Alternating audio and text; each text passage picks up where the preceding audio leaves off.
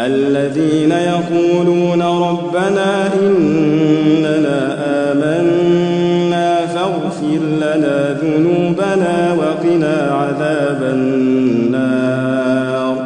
الصابرين والصادقين والقانتين والمنفقين والمستغفرين بالأسحار شهد الله أنه لا إله إلا هو والملائكة وأولو العلم قائما بالقسط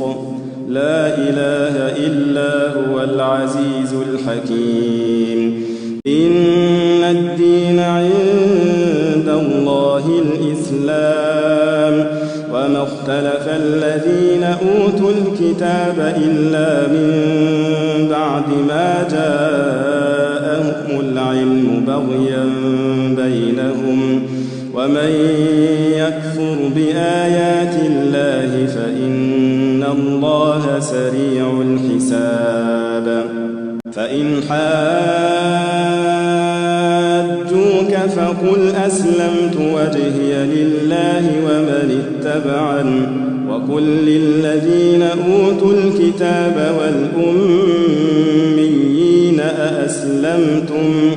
فإن أسلموا فقد اهتدوا وإن تولوا فإنما عليك البلاغ والله بصير بالعباد إن الذين يكفرون بآيات الله ويقتلون النبيين بغير حق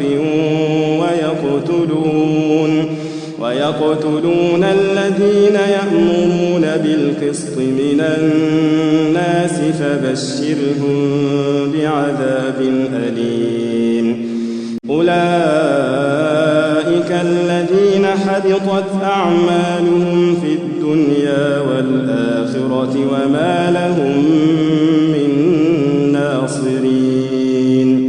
ألم تر إلى الذين أوتوا نصيبا من الكتاب يدعون إلى كتاب الله ليحكم بينهم ثم يتولى فريق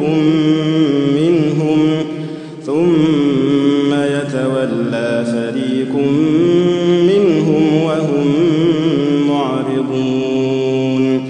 ذلك بأنهم قالوا لن تمسنا النار إلا أياما معدودات وغرهم في دينهم ما كانوا يفترون فكيف إذا جمعناهم ليوم لا ريب فيه ووفيت كل نفس ما كسبت وهم لا يظلمون